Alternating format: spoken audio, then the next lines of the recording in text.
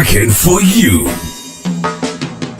A weekly talk radio program which highlights developments of national interest and the activities of your St. Kitts Nevis government. Join host Lesroy Williams as he presents news, views, reports, and interviews about everything regarding the activities of the Team Unity government and the building of our communities and the development of St. Kitts Nevis. Tune in and call in to interact with your government and share your views regarding the upward forward development of your community and our beautiful Twin Island Federation. Working for you is weekly, every Wednesday live from 1:30 p.m. to 3 p.m. on ZIZ Radio, Win FM, and Sugar City FM with rebroadcast on participating stations. Working for you.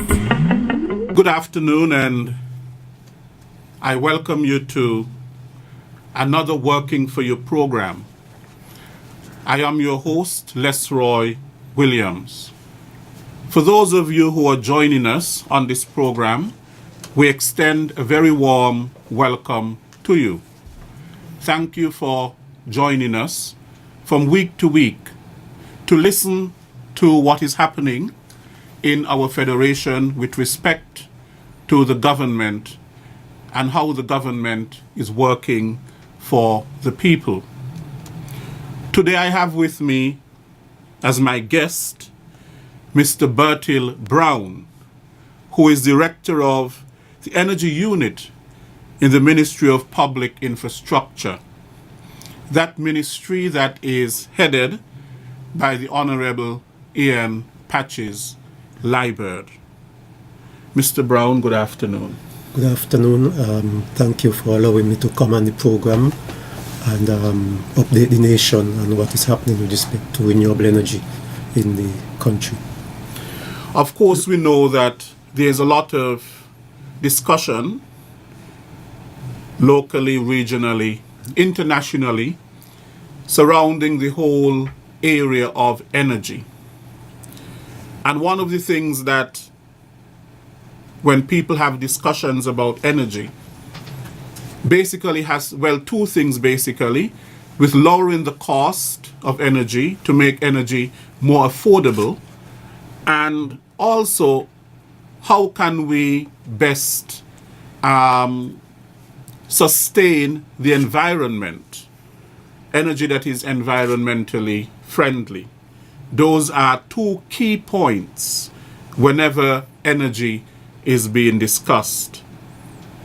And so today we are going to look at, these aspects of energy. And Mr. Brown, he's very knowledgeable in this area as the Director of the Energy Unit in the Ministry of Public Infrastructure. Mr. Brown, I want to start the ball rolling by asking you, what is energy? When we speak about energy, what are we referring to? Energy is an abstract concept. It's not something that you could physically hold or touch. And it's defined as the ability to do work. Something that has energy, it has the ability to do work, move something, and warm something, so forth. So because it's abstract, what the layman is really concerned about is the services that are provided by energy. And services include like transportation. Energy allows you to travel by land, sea, or air. Provides cooling, air condition, lighting during the night, washing machines that make life convenient for you, cook your food and those type of things. So the services that are provided by energy are what the layman, the general public, is really concerned about. Now, this energy has to be driven by something. There is something that is basically used to produce this energy. Isn't that so? Yes. Okay. So what is used to produce energy? Well, there's a process. Most times, the conventional method is some type of fuel, like oil, natural gas, coal, nuclear fuel, and so forth. But you have the other types, the sun, solar, wind, those kind of things. And then we hear about today alternative energy, which is the umbrella. And when they speak about alternative energy, they are speaking about energy that is not produced by fossil fuels. Can you differentiate for us between fossil fuels and other forms of, an alternative energy, under which, of course, would come renewable energy? Okay, let me first say what fossil fuels are. Fossil fuel come from plants and animals that have died millions of years ago. And during the process of the layers of the earth come and they form fossil fuel that has chemical energy content. And they come in the form, as I said before, oil, natural gas, coal, and so forth. Any energy that is not fossil fuel is termed alternative energy. A subset of that alternative energy is termed renewable energy, and those are energy that has the ability to replenish themselves in a very short period of time compared to fossil fuel, which I just said take many millions of years to form. They take many millions of years to form, but they are not renewable. They're renewable, but in millions of years. In millions of years. Yes. So, okay. The fossil fuel, the renewable energy, renewable in a very short period of time. In a very short period of time. Yes. Okay, so what is renewable energy, and what are the types of renewable energy that we have? And why is there a trust today in our world to, move towards renewable energy rather than fossil fuels? The use of fossil fuels. As I said before, the types of renewable energy, you have wind, you have solar, you have biomass, which in our case would be waste to energy, and so forth. Why we are moving to renewable energy? The first reason is something that most people could associate with the cost. The energy that we use is generated with oil. In the old days, it was the best form of energy that we could use, given some characteristics, the fact that our island is small, and the generators that they use about the size that suit us, and also the infrastructure to get the oil to the island is very more convenient and cheaper. And the other things like coal and natural gas weren't readily available to us. So it's the fuel that was used and is still being used.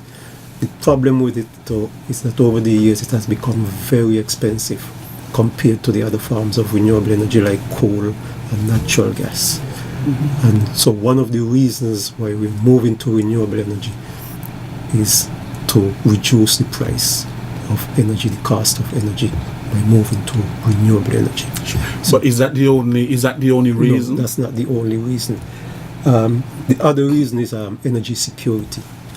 Almost all of our energy come from outside our St. Kitts, in the form of diesel, gasoline, and liquefied petroleum gas coming into the country. We are at the mercies of external forces. Wars push up the price, and maybe you have accidents with ships that may not reach on time. You have a foreign government may become hostile and decide to cut off our supply of the Yes. It's not far-fetched. It's something that has happened recently. For example, Russia has turned off natural gas and carried up the price of natural gas to its neighbors when they're not implementing policies that need it. Like, so the idea that some foreign country going to affect the price of your fuel is not far-fetched. Sure. The renewable energy, on the other hand, will be locally indigenous, and so we have total control over it. It's here. The other issue with respect to renewable energy, right now we depend basically on one type of energy, which is oil. With renewable, we would now have a diversified portfolio. We could have geothermal, we could have wind, we could have solar, we could have waste to energy. And if there's a problem with one, the others could make up. Basically, not having all of your eggs in one basket. Sure. So that deals with the energy security. But there are others. Fossil fuel, when they burn, they have a high carbon content. When they burn, the byproduct is carbon dioxide. That goes into the atmosphere and causes the atmosphere to heat up, and in turn affect our climate and our ecosystem negatively. St. Kitts would be negatively affected by these. We experience hurricanes. We are island, so sea level rise and so would affect us. And the world is moving in a direction where they want to reduce the use of fossil fuel in order to cut down on greenhouse gases and avoid the negative impacts of climate change. And St. Kitts would like to be part of that and do their part in reducing our greenhouse gas emission. There's still another one, which is pollution. The byproduct of these, a pollutant, you inhale them, they cause respiratory illness, even cancer according to the medical community, and they affect the quality of your life, reduce your lifespan. So by reducing the use of fossil fuel, you will be improving the quality of life of the citizens of St. Kitts and Nevis. Okay. Now, certainly you've mentioned quite a bit there the advantages of using renewable energy. One, it lowers the cost. It is better to the environment. It is not a hazard towards people's health and so on. So, and one of the things, yes, and then more secure as well, because, and it's natural. And so therefore it is always there. We have the sunshine, we have the wind, we have the volcano, and so on. Now, how do we go about harnessing all of this? Now, while it is nature, yes, it has to be harnessed if it is to produce some form of energy. How do we go about harnessing all these natural resources? Well, in terms of solar, you have solar farms where there are solar panels where the sunshine on these panels, and it convert the energy from the sun into electricity. But electricity is then fed into the grid, the electricity grid, and goes into the supply. With wind, there are wind turbines. You have a number of them, and you farm a wind farm, and the wind turn these turbines. When the wind blows, it turns these turbines, and these turbines generate electricity when they turn, which again feed into the grid. With waste to energy, you burn the waste. There are different methods, but the main method is burning. But there are also a method where you break it down using bacteria, and that would produce a gas, which, by the way, most likely is a greenhouse gas too. Yes. And then you burn that gas to produce electricity, just the way similar to how you burn natural gas to produce electricity.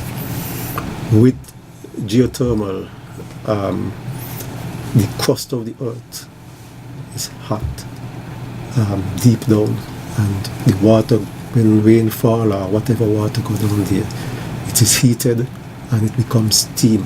If you drill down and you get that steam to come up under pressure, it can turn a turbine and produce electricity, which goes into the grid. Yes, so it is the subterranean heat Yes.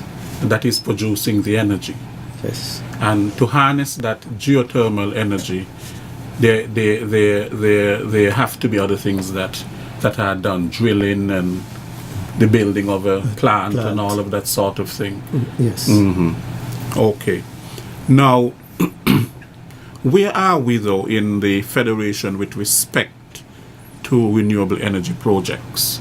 I know some time ago that a company was here from one of the French West Indies. I think it's Guadeloupe, Terranov. Yes. And they were doing exploration in terms of feasibility studies to know whether or not we have the potential for geothermal energy. Of course, we have a volcano here. And where are we in terms of that? The Terranov Noble Energy. Okay. In September 2015, the government signed a memorandum of understanding with Terranov, giving them the right to explore geothermal in St. Kitts, to do investigation to find out if it's feasible, if the resources there for geothermal in St. Kitts and Nevis.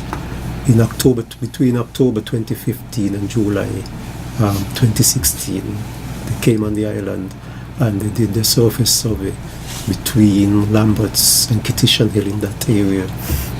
They collected rocks. They put equipment on the ground, not really, and did some measurement, put electrical pulse into the water, did some measurements. They took water samples, they visited the crater, the Dudam Pond, they did aerial drone thing and measured the temperature of the earth in the area. They went on the sea just outside Sandy Point, Brimstone Hill area, took water samples and did measurements and so forth. At the end of it in July, they said that from their survey, geothermal resource is there. The government, of course, even before that, the Memorandum of Understanding asked for an independent review of the work that they would have done. Okay. So when they did that, they sent it for an independent review. And the independent reviewer said, yes, from what we have seen, there's the resource there, but we need some more data just to clarify. But in the past year, they have been collecting that additional data to complete their report. So the report is not completed It's not yet. complete.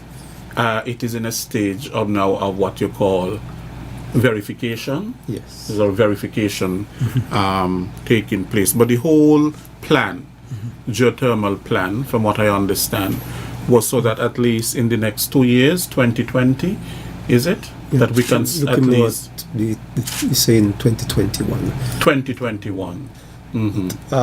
Even though the survey is not completed, Yes, the process is still moving on. it's moving. I think it's in March this year. We had a meeting here. We had people from Dominica and St. Vincent who have been involved in the geothermal process there, because they're ahead of us in terms of geothermal. And we had a representative from the Caribbean Development Bank and from the CARICOM, and we had a 2-day meeting headed by the Honorable Minister to discuss, and St. Vincent and the Grenadines and Dominica shared with us the challenges and the lessons that they learned from the geothermal process. Sure. And the CDB and the CARICOM ensured us that they would provide whatever resources, technical and financial, that were necessary. And it was a very fruitful two-day discussion. Sure. Now,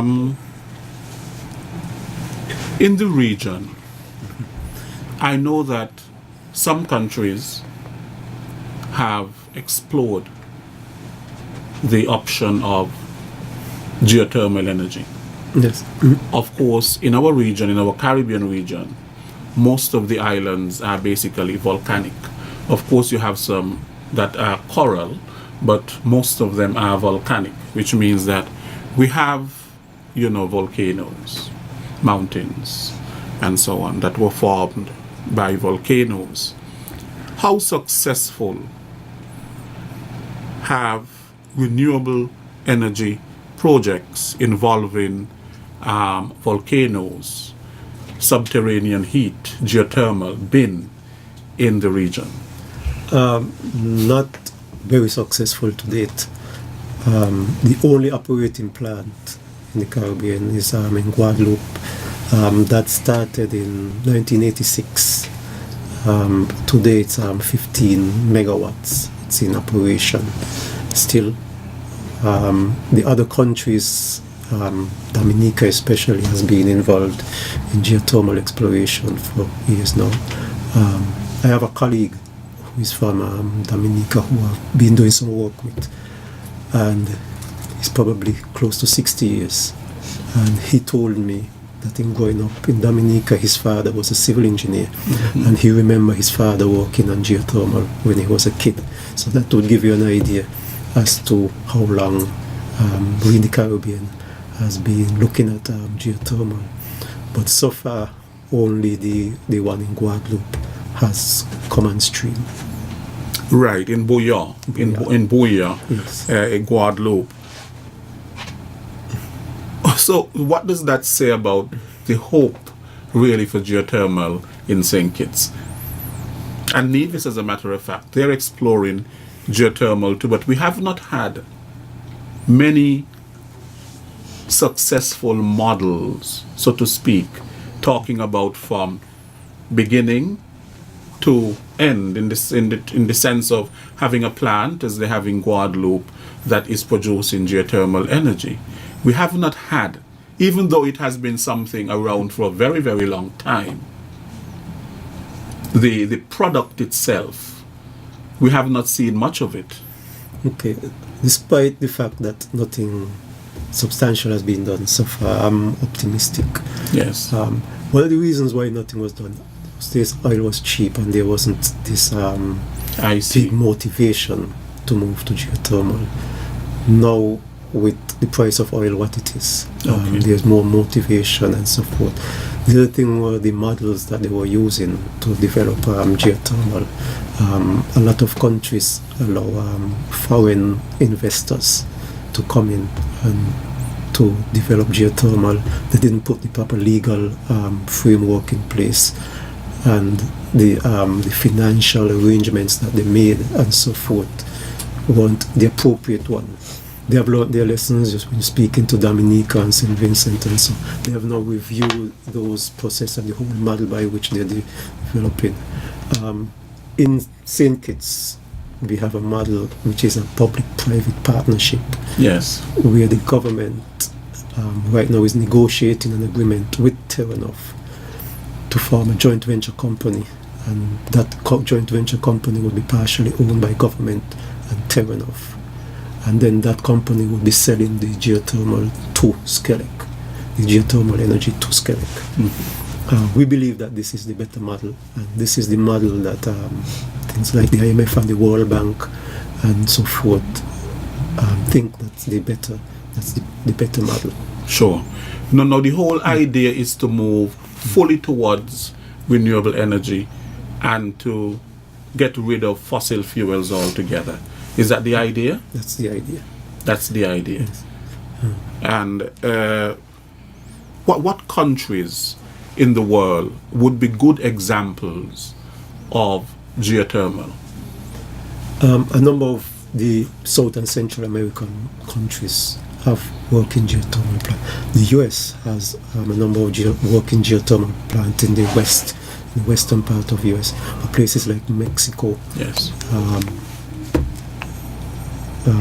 El Salvador has, Costa Rica has working geothermal plants. There are working geothermal plants over in southern Europe, places like Italy, and those places have working geothermal plants. But of course, they have the resources. Yes. Because one thing with geothermal, you need a large capital investment. They have the resources. Somebody said, especially in the exploration and the starting up stage, a lot of money has to go into this. A lot of money, yes. That's one of the problems with geothermal, the high capital cost and the uncertainty, because you could spend, for example, the surface survey. Over $1 million could have been spent to do that, and at the end of it come back and say there's no geothermal. There's no geothermal. Mhm. Yes. And then the next stage, which would be the drilling of a slim hole, even though it says that the surface survey said that there's geothermal there, you could drill a slim hole for millions of dollars.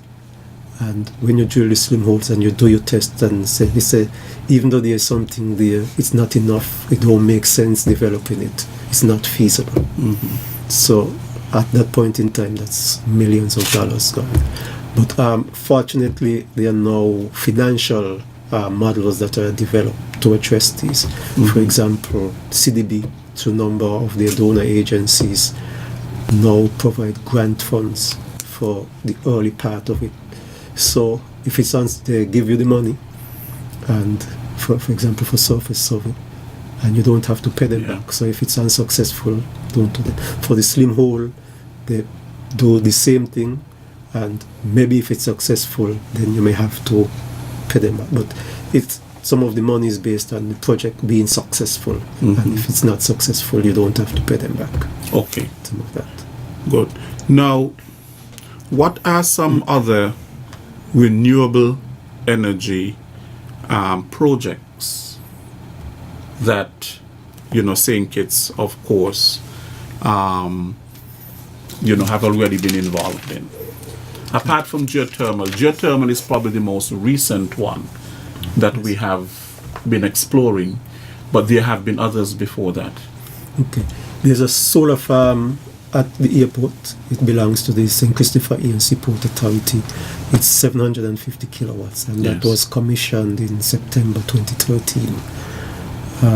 There's also a solar farm next to the ECCB roundabout. Sure. That was commissioned in 2015. It's 500 kilowatts, and it belonged to Skelec. Hasfords has a number. The government gave them permission to put in a number of solar installations on the buildings at Valuemat and at the home center and so forth. The government also gave TDC permission to install solar on their buildings. So it's at the St. Kitts Mason Product, Home and Building Depot, and the Automotive Department. So those items, there are a number of individual homeowners who do have solar panels, but I don't know exactly who they are. Right. We don't have the information. Okay. Okay. So solar is one, of course, and we have already invested in solar farms and so on, which is somehow feeding into the grid. Yes. And what else? What else have we invested in apart from solar? We are now exploring, of course, the possibility of geothermal. And is there anything else on the consideration? Well, there are a number of other projects under consideration. We have solar projects, and there's a company by the name of PV Energy. They're foreign investors, but they have been doing work in Antigua.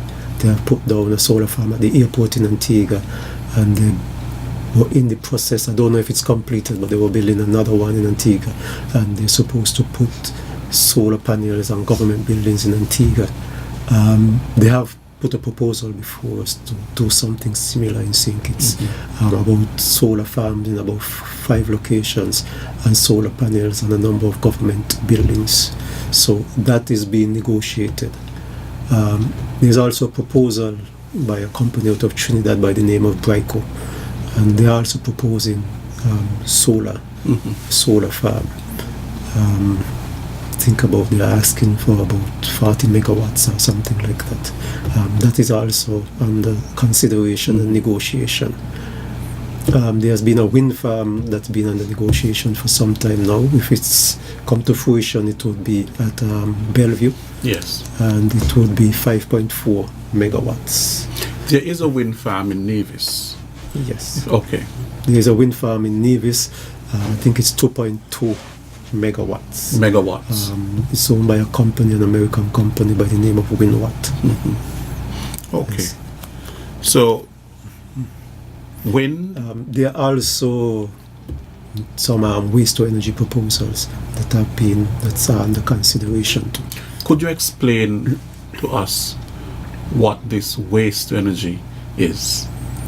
The waste to energy, they will be using the the waste that was generated in St. Kitts and go to the solid waste. They would take this and they would either burn it. They will have to separate it first because not all waste that can be used, metals and those things can be used. So they will separate it, and that what can be used, they will burn it, ferment it to produce a gas, and then they will then burn that gas to produce steam, and that steam would turn a generator and produce electricity that would then go into the grid. Okay. And there could be other byproducts from such a project. Okay. So there's geothermal under consideration. Wind is under consideration. We have already started in terms of the solar farms and so on. And right. Waste to energy. And waste to energy is under consideration. So we are on our way in terms of, renewable energy, meeting renewable energy goals, which is really the ideal in terms of how the world is moving today in terms of energy and so on. What legal framework, though, and policies, since we are moving in this direction, are being put in place for renewable energy in St. Kitts? Okay, there's a renewable energy policy, sorry, and that was revised in 2015. In that policy, it addressed both transportation and electricity, energy. Maybe we have been stressing more on the electricity here. Yes. Transportation is also a big use of energy. Right. So it addresses both the transportation sector and the electricity sector. It gives a background on the status, the present state of the energy industry in St. Kitts. And then there's a vision statement in it as to how the government would like to see what the energy sector in the future. If you, with your permission, I probably could read the vision statement.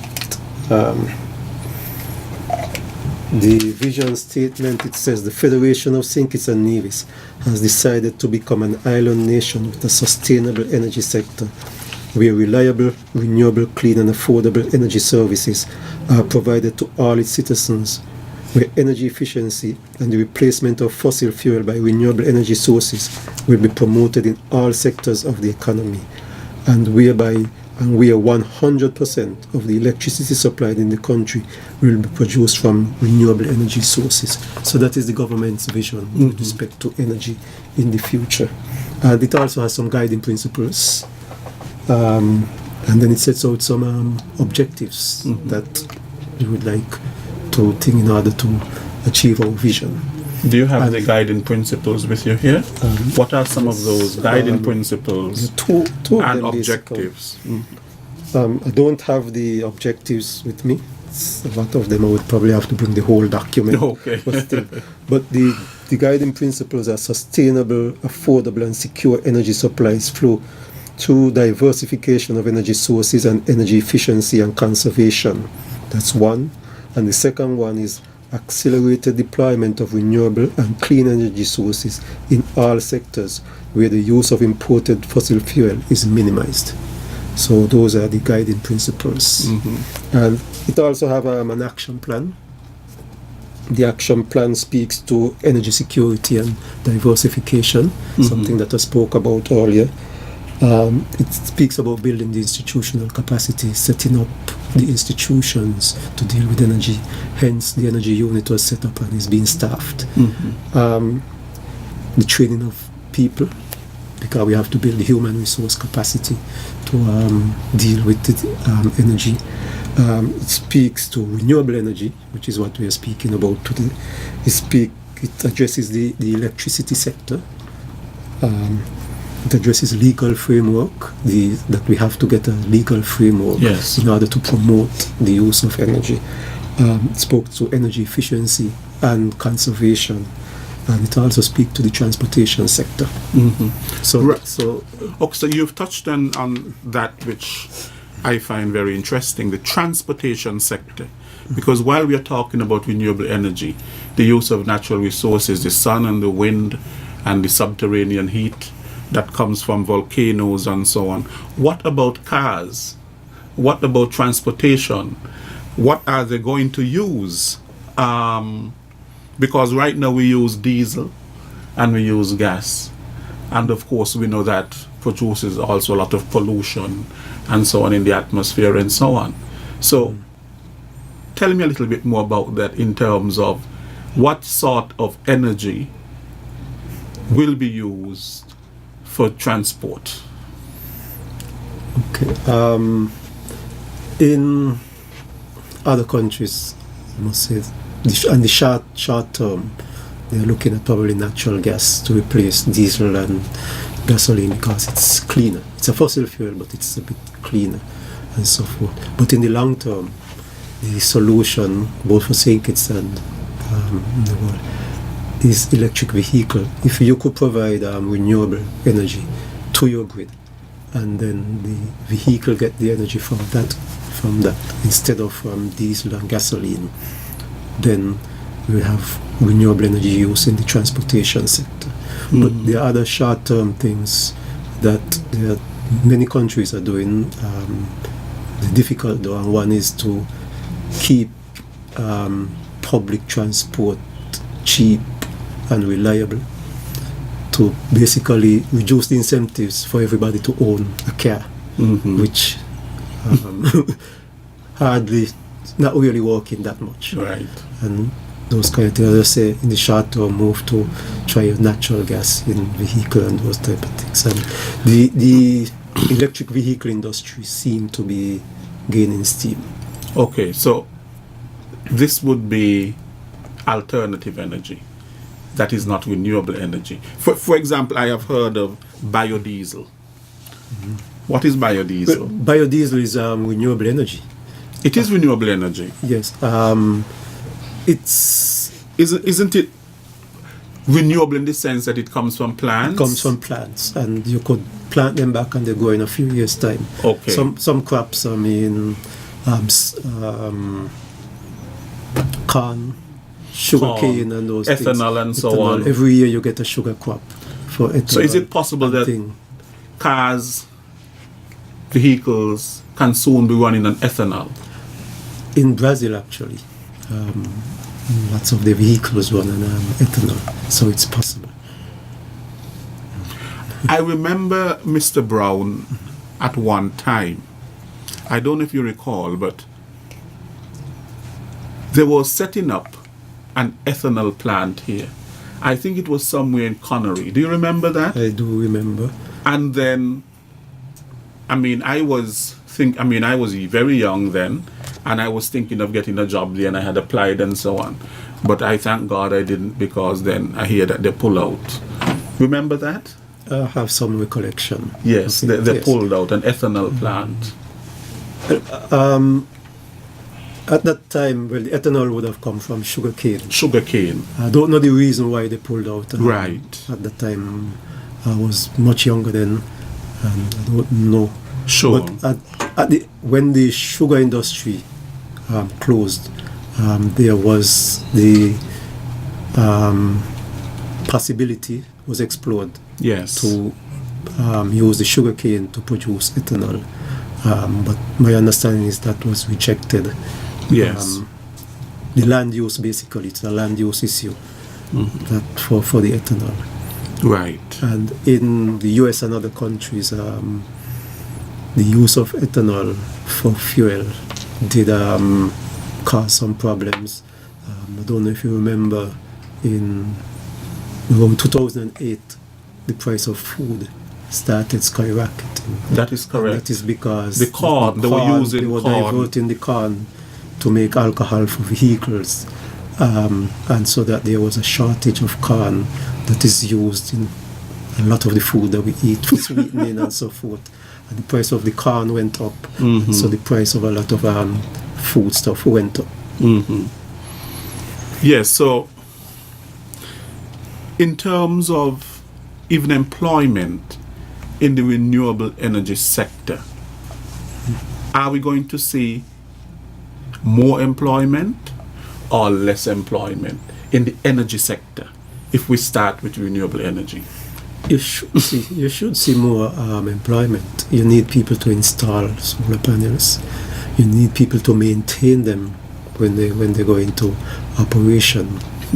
So you would think the installation of the solar panels at the airport and those at the ECCB roundabout had local people working and installing them and so forth. So you would see employment. A factory was actually set up at the industrial site to assemble solar panels.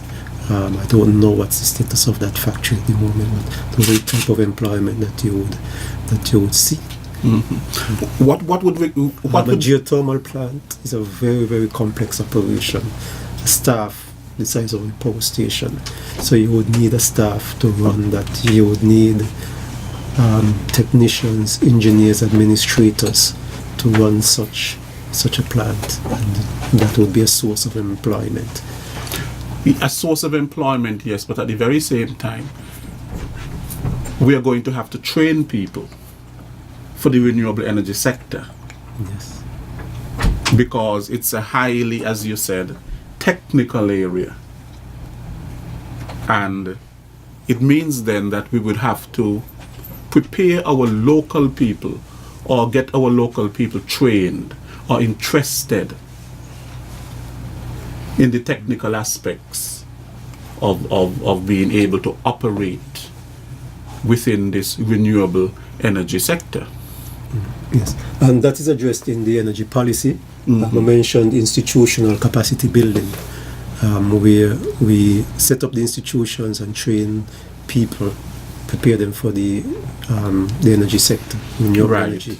I happen to know that the CFBC has a program that I don't think it's dedicated totally to renewable energy, but the electrical engineering program, the engineering program at CFBC has a heavy component on renewable energy. So training is going on. There are lots of workshops and courses and so forth.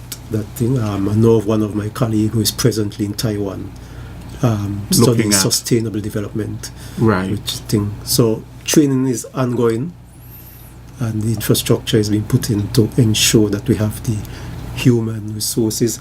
In fact, just a few days ago, the ECPA, which is an organization part of the OAS, requested, they have to do with renewable energy and energy efficiency. They requested information from us to plan the program for the next 2 years. And our submission was human resource capacity building for geothermal. So most likely as a result of that, we will be getting training. Now the solar panels that we have, the solar farms that we have, how have they really helped us in terms of lowering cost?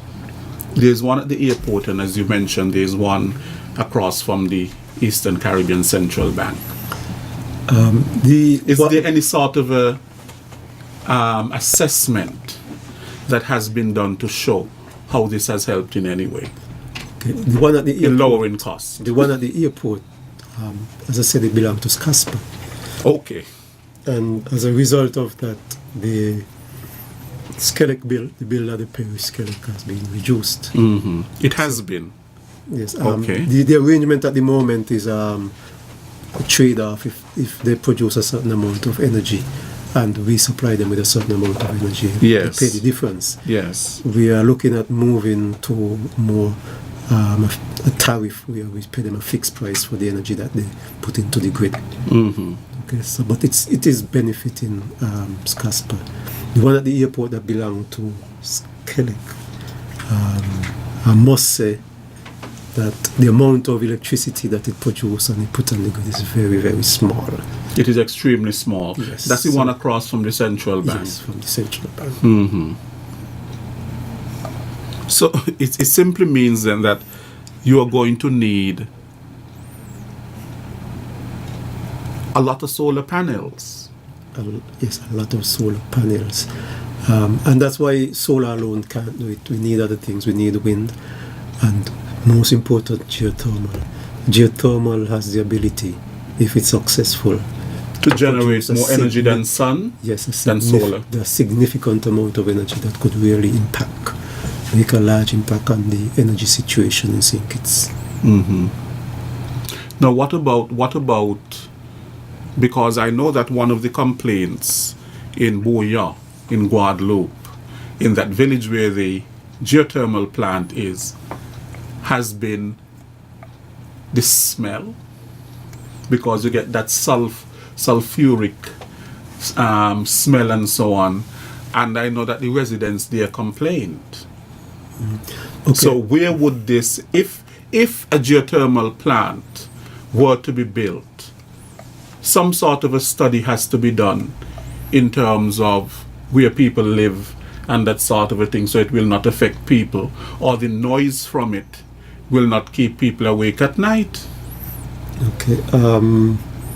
Yes, I've been to Boyan, and I've been told that when that plant was built, nobody lived close to it, and over a period of time, people start building. I actually see one person where their fence is actually the power plant fence, right next to the power plant. In terms of the scent, the number of things with the scent, because that have a scent don't necessarily mean that the one in St. Kitts will have a scent. The scent depends on the chemistry of the steam that is coming up. We won't be able to determine that until we have drilled the slim hole and have got steam come up where we could get it and test it. The other thing is that that plant was built in the mid-1980s, and the technology and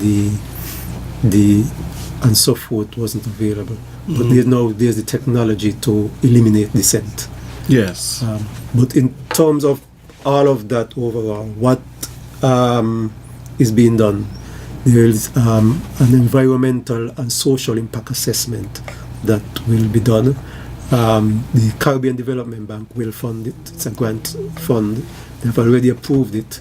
They have asked for expression of interest for a consultant to carry out this ESIA.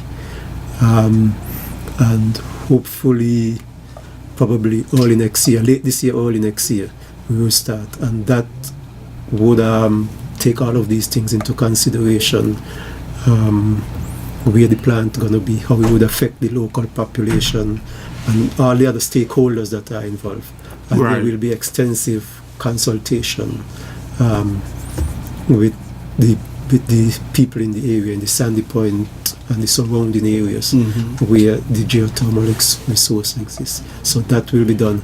And in the end, they would come up with ways to mitigate whatever effects that they see. Sure. There will be two ESIA. The first one will be done before the slim hole, which is the one that has already been approved. And when the slim hole has been drilled and a decision is made to go into full production to build this, then another ESIA has to be done before we start drilling a bigger hole for production. And that ESIA is the one that would address the scent, because by then we would know what the chemistry of the steam is and whether there will be a scent. Okay. Another thing that I noticed when I visited Guadeloupe, when they had the conference here, the geothermal conference, the one-day trip to Boya in Guadeloupe, is that the waste is then cooled, not totally cooled, but it's cooled somewhat, and then it goes into the sea that is just there. Now, is that really environmentally wise, or can it be harmful to marine life? I don't know the answer to that. I'm not an environmentalist. But I would assume back in 1986 the French government would have done their due diligence and done the environmental the assessment.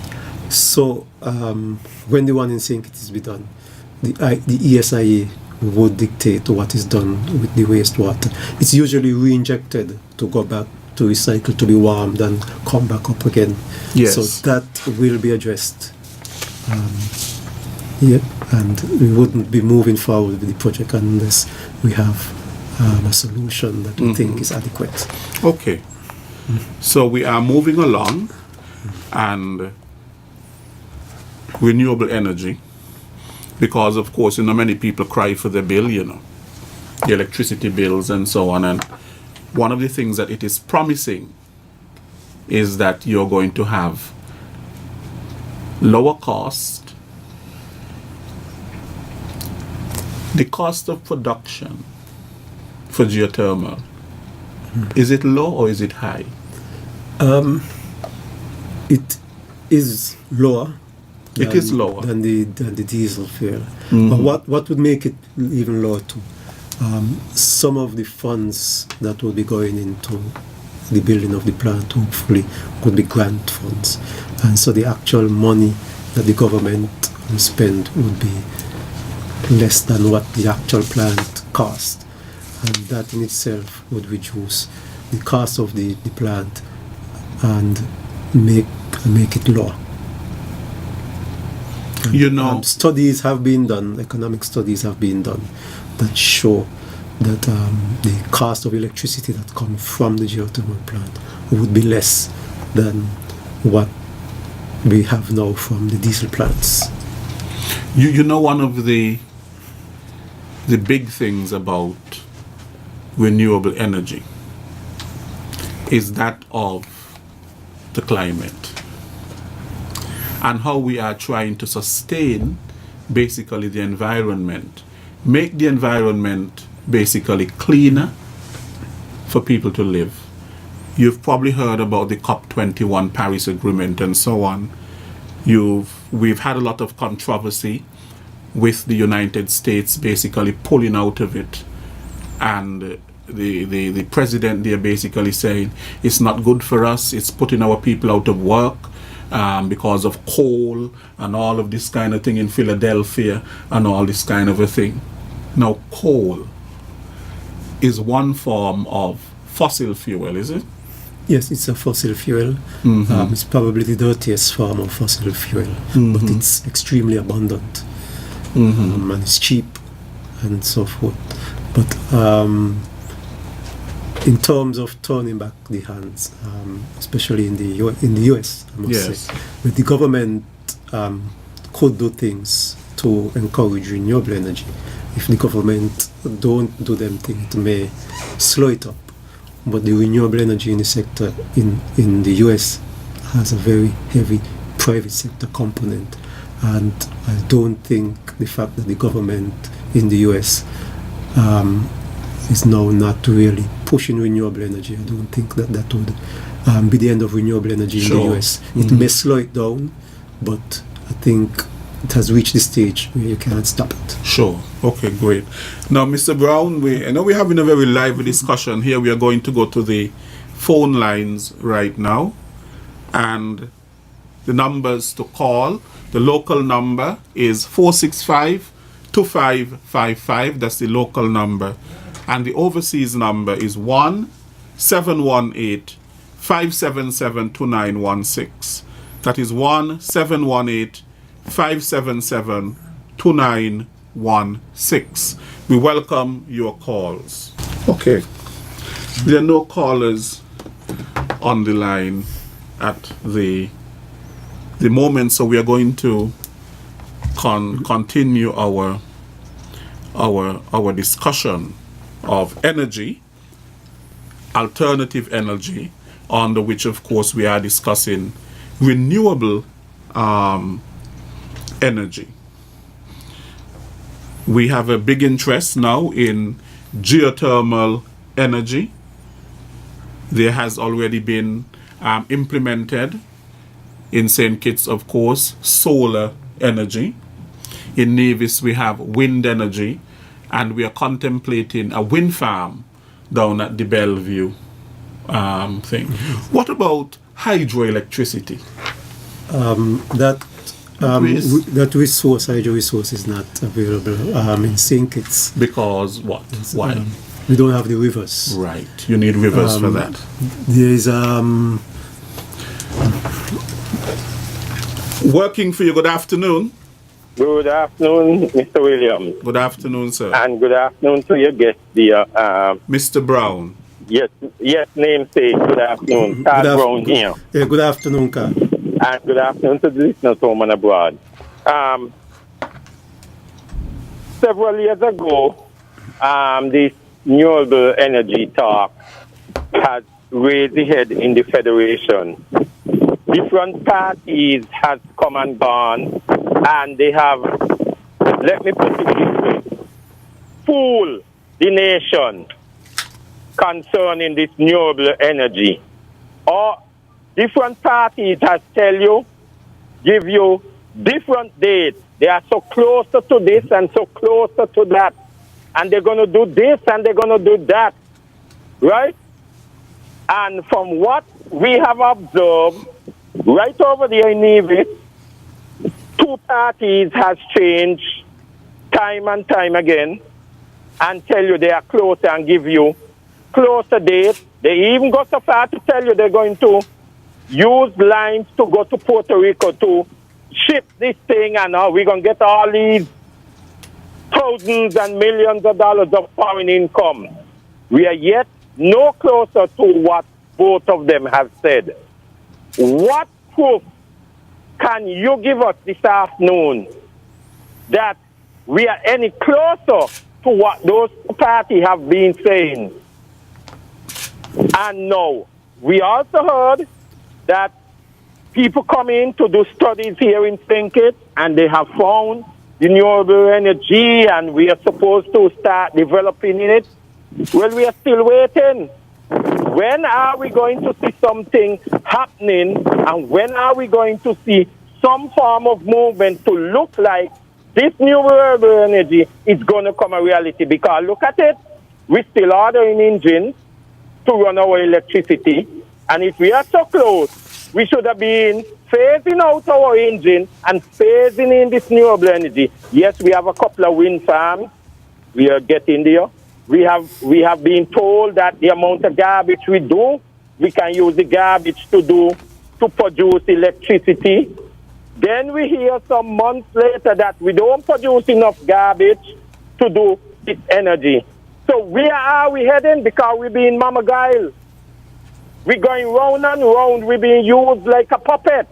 So could you tell us this afternoon some firm identity when and how this renewable energy can develop in this federation? Okay, Carl, I think everything is a process. We're moving.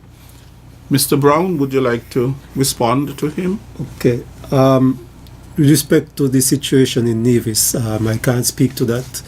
I'm not involved in the geothermal project in Nevis, right. But I'm aware that they had some setback. In St. Kitts, our process just started. Next month, September, will just make 2 years, and geothermal development is takes a long time. So we have an initial target of 2021, the end of 2021, for geothermal in St. Kitts. And we'll continue to update the country as to the progress with respect to geothermal in St. Kitts. Okay. Now, Mr. Brown, I would like to hear about the economic benefits, more about the economic benefits of renewable energy. Okay. First, when it reduces the cost of electricity, consumers then will pay less for electricity. It's a fairly large part of the income they use to pay for electricity right now, and even for transportation for their car. Yes. If that could be reduced, then consumers would have more money to spend on other things, healthcare, and so forth, education, and likewise the government. A lot of the money that is spent by government on energy goes out of the country. It takes up foreign reserves and so forth. So it would improve the foreign reserve situation in St. Kitts. That comes under energy security. Sure. So the use of renewable energy would improve the foreign reserve situation in St. Kitts. And so, and if it improves the quality of our lives and our health, we probably would have to spend less money on health care. These respiratory diseases, and so if we have to spend less money on them because less people are getting these respiratory diseases and so forth, then it would be a benefit to the country. Now, while we speak about the advantages of renewable energy, of course, one of them you mentioned is little to global warming emissions. You mentioned that.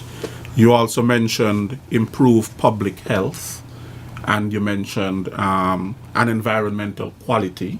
That is something you spoke about.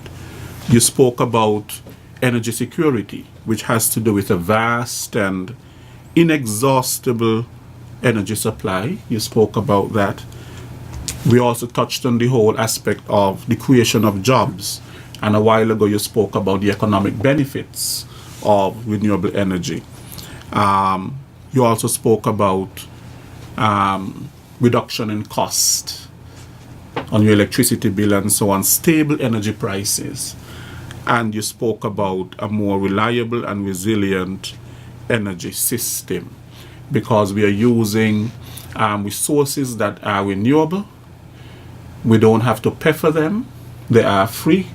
They are nature, they are natural, and so on. All of those are advantages of renewable energy. Is there any disadvantage? Well, there are some issues with respect to renewable energy. One is that a lot of them, wind and solar, they compete for land use, especially solar for land use, and that is an issue. There's an issue with wind, with the noise from the wind. The wind again affect birds. A lot of birds get killed in the wind turbines. Yes. And so forth. So those are basically things. There are lots of issues that a number of the stakeholders comes up with. Now, in terms of, is it difficult to generate the quantities of electricity that are as large as those produced by traditional fossil fuel generators? Is it more difficult? Yes, for wind and solar, For wind and solar. Waste to energy, it is more difficult to produce the quantity of electricity that the fossil fuel generators do. But geothermal has the potential to match the diesel fuel generators. What about the reliability of supply? I know you spoke about, a reliable supply because we always have it there, and so on. But this reliable supply depends upon the weather, which sometimes can be unstable. So how do we deal with that? Okay, one of the ways of dealing with it is storage. If you have a big facility, you could store it, and when the weather is bad, you use it using batteries and other forms of storage, both for wind and for solar. You could do that. Having a portfolio again also addressed that, because if the wind is not blowing, most likely the sun is shining. And if the sun isn't shining and it's raining, most likely the wind is blowing. So the diversity would also take care of the reliability. Okay. Now, what about the cost of renewable energy technology? It seems to me that it is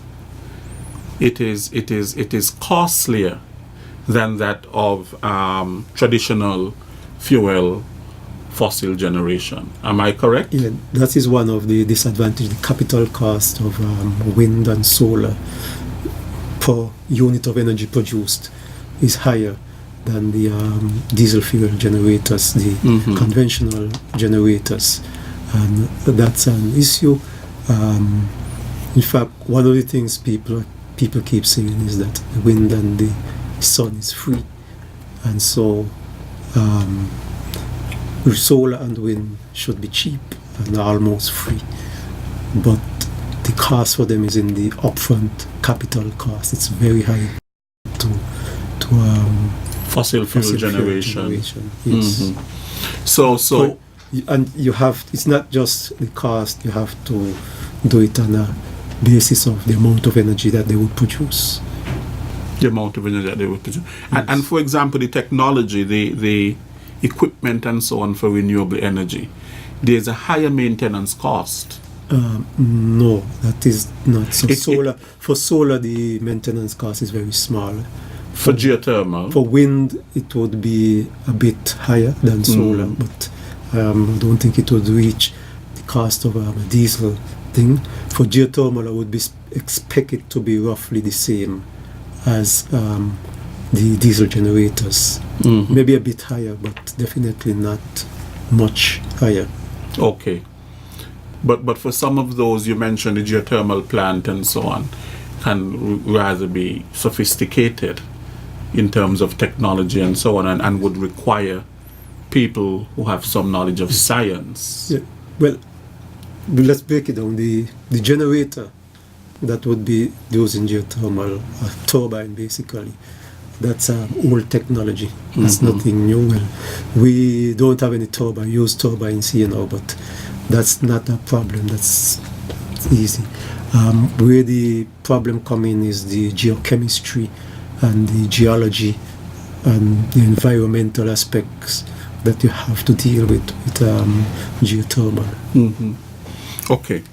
Now, while we are talking renewable energy and so on, let us come off of it a bit, because basically we don't have sufficient of it at the moment. We are thinking of getting there, but let us look at what we have. What we have right now is predominantly fossil fuel generation and so on. That is what we are using.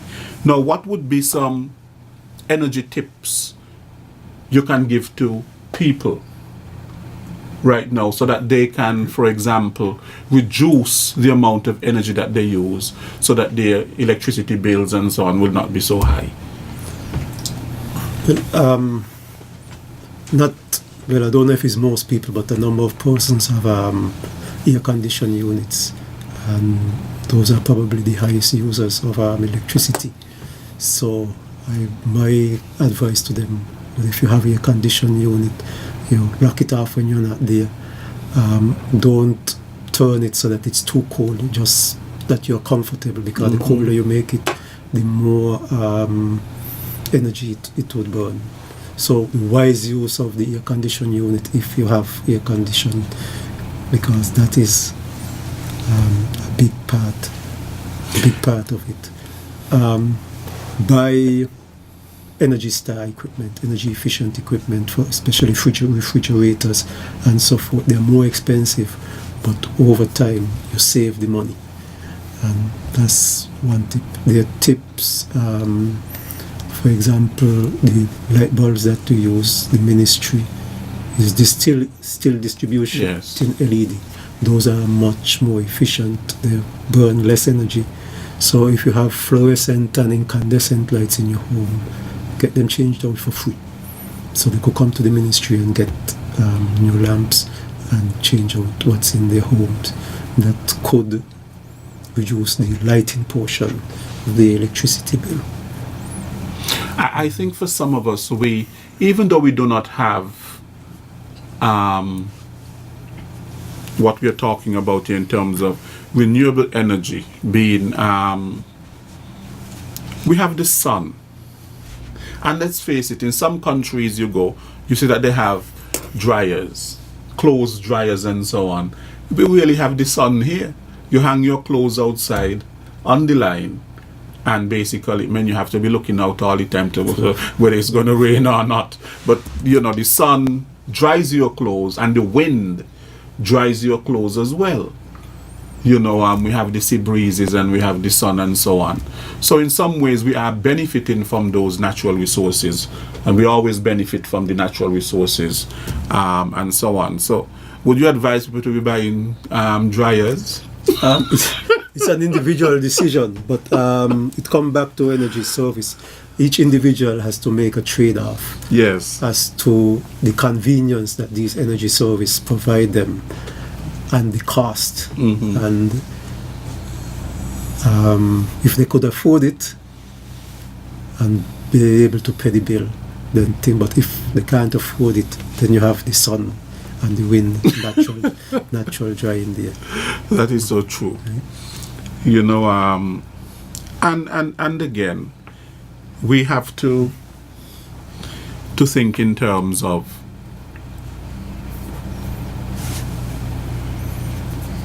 we have a car and we want to go to the supermarket. Supermarket is just up the road. We want to drive there. Mind you, we're not going to buy the whole supermarket. So we don't really need the vehicle to carry the stuff. Can we walk? Of course. Again, it comes back to individual trade-off with respect to the energy services. If you could drive there in your air-conditioned car, you go directly from your home to the supermarket back to your home, and the only time you have to lift a weight is to take them from the trolley and put them in the vehicle and when you reach home. As compared to taking a bus, you have to walk from home probably to a bus stop. Take a bus, you're between people, you may not like that. You have to, where the bus put you off, you may still have to walk to the supermarket. And the reverse, going back home, it may be a load and things. So it's an individual decision as to whether they're going to walk. Yes. But one of the things that the energy policy looked at is the use of mass transport. That could reduce the consumption of fossil fuel. The idea is that if you make mass transportation affordable. Could you explain to us what you mean by mass transportation? I have an idea of what you mean. Bigger buses. Well, the buses where you have a number of persons travel on the bus. You get 20 people coming into town, and one bus has as compared to 20 people coming each in the individual car. That's less fuel being burned. Okay. So that is an energy saving, right? Energy conservation. Okay. But to do that, it has to be affordable, and it has to be some level of convenience and reliable, and so forth. Okay. Great. So what we have seen, of course, is that the advantages of renewable energy far outweigh disadvantages. Would you say? Yes, that's true. Okay. And I outlined them, the cost, energy security, the effect on the climate, and the effect on our health in terms of pollution and so forth. They're minor compared to many disadvantages. Right. Okay. Great. So, in 2020, 2021, as you said, do you think that we will see geothermal here in St. Kitts, or the beginning of it? I'm optimistic. You're optimistic? Yeah, I'm optimistic that we would have geothermal in St. Kitts. Because, as we correctly said, we haven't seen many models in the region of successful geothermal projects. We speak about the one in Guadeloupe, and then we speak about the one in Dominica that has been going on for so long, you know. And I think that the movement that the government is making towards geothermal is a good one. But as the caller said, at the end of the day, what people want to see is some sort of results. The issue with geothermal is that it takes time. So you won't be seeing the result hopefully next year they will see something on the ground where we start some drilling for the slim hole next year that is planned for. But it takes time. So in the meantime, while we are thinking of developing our geothermal, we are also thinking of developing our solar, our wind, and the waste to energy, you said, is under consideration. Yeah, all of those are under consideration. Do you think that another question, do you think that we are generating enough waste here in St. Kitts and Nevis to be able to give us this sort of a output in terms of energy? Do you think so? It won't give us the amount of energy that geothermal would be giving us. It will be much smaller, but any contribution helps. Yes, it helps. So we are looking at all of them. All of them. And all of them make the contribution and it would add up. But geothermal is the one that would produce the most and have the biggest impact. Okay. So for example, we are looking at, when all is said and done, that from renewable energy, we can have renewable energy for about 70%. In terms of 70% of the... Well, the policy, we're looking at 100%. You're looking at 100%? 100%. That's quite a lofty goal. It's difficult, but it's possible. And as they say, you aim for the stars and you may hit the skies. Right. Okay. Okay, Mr. Brown, is there anything else that you would like to say before we close? Just to say that the government, the Ministry of Public Infrastructure, the Energy Unit is working to improve the energy situation in St. Kitts. We have putting things in place, incentives, and developing the legal frameworks and so forth to move the energy sector forward and to meet the goals that were spelled out in the energy policy. And even though if you may not see the work going on, a lot of work is going on behind the scenes, and from time to time you will see the results. Okay. Well, Mr. Brown, I want to thank you so much for volunteering so generously to be on today's program. I think that you have shared quite a bit in terms of renewable energy. You're very knowledgeable on the subject, and I think the audience would have learned quite a bit today. So I want to thank you very much, and I do hope that you will come back again. Of course, when we have some sort of an update in terms of what is happening in renewable energy in St. Kitts and Nevis, and speak to us again. Thank you. Okay. You're welcome, and I must thank you for allowing me to come on the program and updating the general public as to what is going on with respect to renewable energy. Okay. You have been listening to another Working for You program. Today we had on the program Mr. Bertil Brown, who is the Director of Energy, the Energy Unit in the Ministry of Public Infrastructure. The way that St. Kitts and Nevis is moving is that of renewable energy, which of course Mr. Brown outlined so many of the advantages, which, I don't want to get into again. But of course, two of them are reduction in the cost of your energy bill and of course better health. I want to thank all of you who tuned into today's program, those of you who called in, those of you who listened. We appreciate you every week tuning into this program.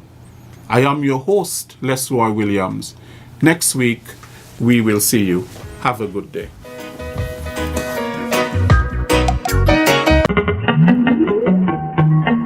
Working for you.